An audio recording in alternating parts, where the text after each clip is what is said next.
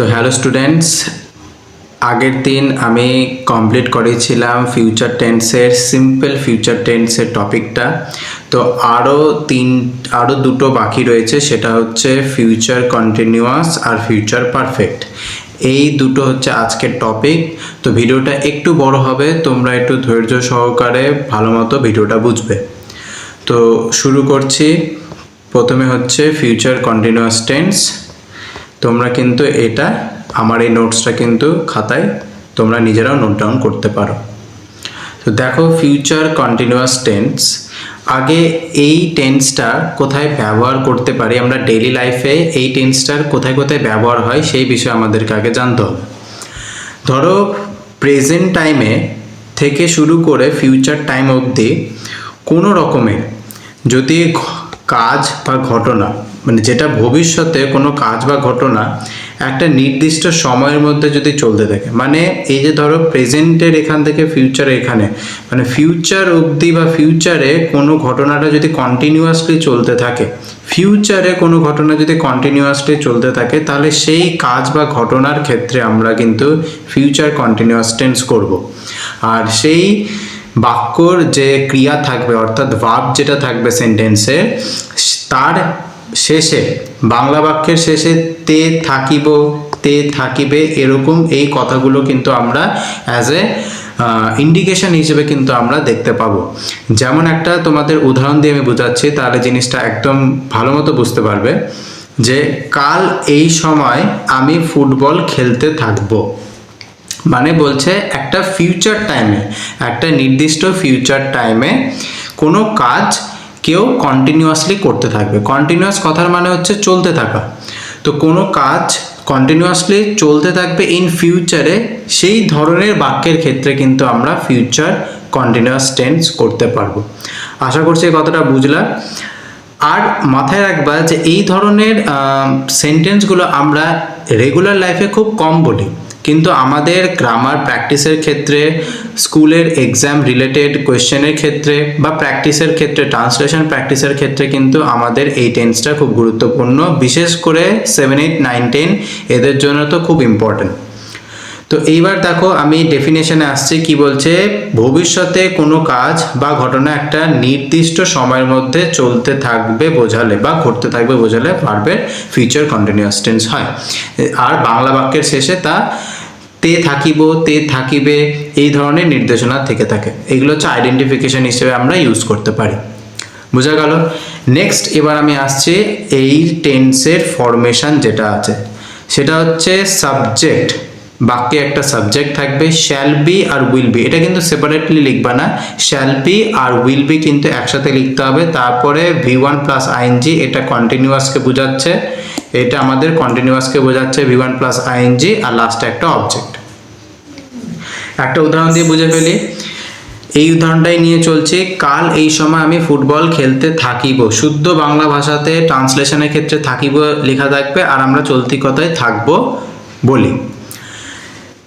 আমি, এটা হচ্ছে সাবজেক্ট, আই বসে গেল। আয়ের পর আমার কিন্তু শ্যাল বি বসবে। আমি আগের দিনই শিখিয়েছিলাম যে শ্যাল বসে ফার্স্ট পার্সনের ক্ষেত্রে, শ্যাল বি বসে ফার্স্ট পার্সনের ক্ষেত্রে, আর উইল বি বসে সেকেন্ড অর থার্ড পার্সনের ক্ষেত্রে, irrespective of singular and plural. তো দেখো, আয়ের পর শ্যাল বি বসেছে, তারপরে ভার্বের V1 তার সাথে আইএনজি যুক্ত হয়েছে। তাহলে আই শ্যাল বি প্লেইং, আমি খেলতে থাকবো। কি খেলতে থাকবো? ফুটবল। ভার্বকে কি দিয়ে, ভার্বকে যদি আমি কি দিয়ে প্রশ্ন করি, তাহলে পাই হচ্ছে অবজেক্ট। তো ফুটবল একটা অবজেক্ট পেয়ে গেলাম। I shall be playing football কখন? এই সময়, by this time, tomorrow. Tomorrow মানে হচ্ছে আমার ফিউচার টেন্স। এটা পজিটিভে আমি কিন্তু কনভার্ট করতে পারলাম। এইবার পজিটিভ থেকে নেগেটিভ করতে গেলে এই শ্যাল আর বি এর মাঝে একটা নট, ব্যাস, আর কিচ্ছু না। মাথায় রাখবা, শ্যাল আর বি এর মাঝে নটটা কিন্তু বসছে। শ্যাল বি নট না, কিন্তু শ্যাল বি নট না, এটা আমরা করব না। Shall not be, shall not be, এটা কিন্তু তোমরা আমার সাথে সাথে বলে বলে মুখস্থ করে নাও বা মাইন্ডে রেখে নাও। আর যদি আমি এটার কোয়েশ্চেন করতে চাই, বাক্যকে আমি যদি প্রশ্নবোধকে আনতে চাই, কাল কি এই সময় আমি ফুটবল খেলতে থাকবো? Shall I be, shall I be, যে শ্যাল আর আয়ের মাঝে বসছে কিন্তু সব কিছু, শ্যাল আর বি এর মাঝে, সরি একটু ভুল বললাম, শ্যাল আর বি এর মাঝে কিন্তু বসবে। Shall I be playing football by this time tomorrow, লাস্টে কোয়েশ্চেন মার্ক। আর যদি কোয়েশ্চেন নেগেটিভ করতে যাই তাহলে শ্যাল আই নট বি, আমি আগেই বুঝিয়েছিলাম দেখো যে নাউন থাকলে নটটা আগে বসে সাবজেক্টের, মানে সাবজেক্টটা যদি নাউন থাকে তাহলে নটটা আগে বসবে, সাবজেক্ট যদি প্রোনাউন থাকে নটটা পরে বসবে। তাহলে দেখো শ্যাল আই নট, আইটা হচ্ছে কি, আইটা একটা প্রোনাউন, আই একটা প্রোনাউনের পার্সোনাল প্রোনাউনের মধ্যে পড়ছে, সেই জন্য নটটা দেখো পরে বসিয়েছে। Shall I not be playing football by this time tomorrow. এই হচ্ছে আমার ফুল কনসেপ্ট, এই ফরমেশন তোমাদের অবশ্যই মাথায় রাখতে হবে। এটা নিয়ে আমি শেষ করলাম আমার ফিউচার কন্টিনিউয়াস টেন্স, আশা করছি বুঝতে পারলে। নেক্সট মুভ অন করছি আমার পরের টপিক, সেটা হচ্ছে ফিউচার পারফেক্ট টেন্স। ভালো মতো বুঝবে তোমরা। আচ্ছা, চাইলে কিন্তু তোমরা এটা নোট করে নিতে পারো ভিডিওকে পজ করে। ফিউচার পারফেক্ট টেন্সকে যখন আলোচনা করব, যখনই তোমরা পারফেক্ট টেন্স আলোচনা করেছো দেখবা সেই পারফেক্ট টেন্সের মধ্যে দুটো কাজ অবশ্যই আসে। সেই দুটো কাজকে নিয়ে আমরা কিন্তু আবার একই ধরনের টেন্স, প্রেজেন্টেও তাই করেছি, পাস্টেও তাই করেছি, ফিউচারে আমরা তাই করব। যে দুটো কাজের বা ঘটনার মধ্যে যে কাজটা আগে, মানে ফার্স্টলি যে কাজটা ঘটবে, ফার্স্ট যে কাজটা ঘটবে সেই কাজের প্রথম কাজের আমরা করব ফিউচার পারফেক্ট টেন্স। ঠিক আছে, ফিউচার পারফেক্ট টেন্স করব সেই কাজটা। আর দ্বিতীয় কাজটা মানে সেকেন্ডে যে কাজটা করছে তার এফেক্টে সে যে কাজটা করছে সেটা হচ্ছে future tense. Simple future tense করতে পারি বা সিম্পল প্রেজেন্ট টেন্স, এই দুটোর মধ্যে যে কোনো একটা করলেই হয়ে যাবে, কোনোটাই ভুল না। তোমরা যদি যে কোনো একটা করো কোনোটাই কিন্তু ভুল হবে না, কিন্তু আমি বলবো সিম্পল ফিউচার টেন্সটাই করা বেটার অ্যাকর্ডিং টু ফরমেশন। তাহলে ধরো এইবার একটা আমি বাংলা বাক্যের মাধ্যম দিয়ে, অর্থাৎ একটা উদাহরণের মাধ্যম দিয়ে এটাকে আমি বোঝানোর চেষ্টা করি। ধরো এখানে আমি সেন্টেন্সে লিখেছি যে তুমি আসার আগে আমি বইটি পড়ে থাকবো।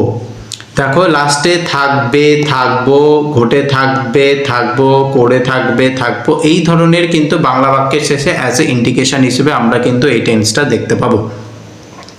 মাথায় রাখতে হবে এই ফিউচার টেন্সে কাজটি কিন্তু কমপ্লিট হয়ে থাকবে, মানে ফিউচারে যে কাজটা পারফেক্ট টেন্স করব সেই কাজটা কিন্তু অলরেডি কমপ্লিটেড হয়ে থাকতে হবে, মানে ফিউচারে ওই কাজটা অলরেডি কমপ্লিট হয়ে থাকবে। দেখো এই সেন্টেন্সের ক্ষেত্রে যে তুমি আসার আগে আমি বইটি পড়ে থাকবো, মানে আমার বই পড়াটা কিন্তু কমপ্লিট হয়ে থাকবে ফিউচারে। তো এই বাক্যটা, অর্থাৎ এটা হচ্ছে আমার ফার্স্ট কাজ, আমার বই পড়াটা আমার প্রথমে হবে, এটা আমার ফার্স্ট কাজ। এই বাক্যটার আমি বইটি পড়ে থাকবো, এই বাক্যটার আমি কিন্তু করব ফিউচার পারফেক্ট টেন্স। আর তুমি আসার আগে মানে তুমি আসাটা হচ্ছে আমার সেকেন্ড কাজ, সেকেন্ডারি অ্যাকশন, তো এটার আমি কিন্তু করব simple future tense or simple present tense. তো এবার এটা ট্রান্সলেশনে আসি, ট্রান্সলেশনটা দেখো। বলেছে আমি বইটি পড়ে থাকবো, এটার ফার্স্ট যেহেতু কাজ সেজন্য এটার আমরা করব ফিউচার পারফেক্ট টেন্স। তার জন্য ফরমেশনটা দেখো, এবার ট্রান্সলেশন করতে গেলে আমার একটা ফরমেশন লাগবে, প্রত্যেকটারই আমি ফরমেশন বোঝাচ্ছি। তো সেই ফরমেশনের সাবজেক্ট অবশ্যই লাগবে একটা বাক্যে, শ্যাল হ্যাভ আর উইল হ্যাভ। মাথায় রাখবে যখন কন্টিনিউয়াস থাকবে তখন বি ভার্ব আসে, মানে বি থাকে, আর যখন পারফেক্ট আসে তখন কিন্তু হ্যাভ চলে আসে। এটা আমরা প্রেজেন্টেও করেছি, পাস্টেও করেছি। তাহলে শ্যাল হ্যাভ বসবে ফার্স্ট পার্সনের ক্ষেত্রে, আর উইল হ্যাভ বসবে second or third person irrespective of singular and plural সাবজেক্টের। তাহলে এই কাজটার আগে আমরা কি করব, ফিউচার পারফেক্ট টেন্স। তাহলে আমি আই বসে গেল, আয়ের পর বসছে শ্যাল হ্যাভ, বসে গেল আই শ্যাল হ্যাভ। কি করব, পড়ে থাকবো, পড়া, পড়া ইংরেজি রিড, রিড মানে হচ্ছে পড়া, এটা আমি V1 এ বসাচ্ছি, কিন্তু V2 কিন্তু রিডই থাকে, আর V3তেও কিন্তু রিডই থাকে, কিন্তু এর উচ্চারণ কিন্তু রেড হয়, উচ্চারণ কিন্তু রেড হয়, এর প্রোনাউন্সিয়েশনটা হয় read. I shall have read this book before, আগে, বিফোর ইউ কাম, একটা আমি করলাম সিম্পল প্রেজেন্টে, আর উইল কাম সিম্পল ফিউচারে। তো দুটোই করতে পারি, তো দুটো দিয়ে আমি দেখিয়েছি। তাহলে I shall have read this book before you come or you will come, এটা হচ্ছে আমার পুরো ফিউচার টেন্সের ট্রান্সলেশনটা হলো। এটাই হচ্ছে পজিটিভে থাকলো। এটাকে আমি যদি নেগেটিভ বাক্যতে আনি তাহলে এই শ্যাল হ্যাভ এই দুটো অক্সিলারির মাঝে কিন্তু নটটা বসবে, দিয়ে এটাকে আমি করে দেবো নেগেটিভ। আর আমি যদি কোয়েশ্চেন করতে চাই তাহলে এই শ্যাল মানে এই অক্সিলারি ভাবটা আমার সাবজেক্টের আগে, এই যে shall I have read this book before you will come দিয়ে কোয়েশ্চেন মার্ক দিয়ে এটা হয়ে গেল কোয়েশ্চেন বাক্য, প্রশ্নবোধক বাক্য হয়ে গেল। আর লাস্টলি আমি যদি বাক্যকে কোয়েশ্চেন নেগেটিভ করতে চাই যে তোমার আসার আগে আমি কি বইটি পড়ে থাকবো না, আমি কি বইটি পড়ে থাকবো না, সেই ক্ষেত্রে কিন্তু এই লাস্ট কোয়েশ্চেন নেগেটিভ কিন্তু আমার আসবে, লাস্ট এই কোয়েশ্চেন নেগেটিভটা আমার আসবে। সেইখানে অক্সিলারি ভাব আবার সামনে আসবে, যেহেতু আই একটা প্রোনাউন, আবার রিপিট করে দিচ্ছি আই হচ্ছে একটা প্রোনাউন, সেজন্য নটটা পরে বসলো। তারপরে have read this book before you will come দিয়ে লাস্টের কোয়েশ্চেন মার্ক দিয়ে আমার কোয়েশ্চেন নেগেটিভ কমপ্লিট।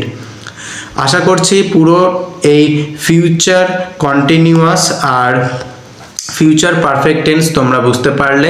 আর একটা লাস্ট টেন্স ছিল যেটা হচ্ছে ফিউচার পারফেক্ট কন্টিনিউয়াস টেন্স। আমি অলরেডি বলে রেখেছি এটা রেয়ার ইউজ, তাই জন্য এটা শেখার দরকার নাই, আমিও এটা সাজেস্ট করব, দরকার নাই, এটা অত শেখার প্রয়োজন নয়।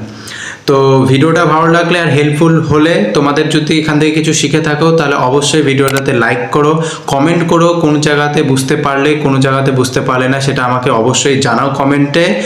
আর নেক্সট ভিডিওতে কি চাইছো, কোন গ্রামারের টিপস চাইছো সেটা আমাকে বলো, আমি সেই ভিডিওর করে তোমাদেরকে দেখাবো বা বুঝাবো। তো দেখা হচ্ছে নেক্সট ভিডিওতে, এখনকার জন্য টাটা বাই বাই।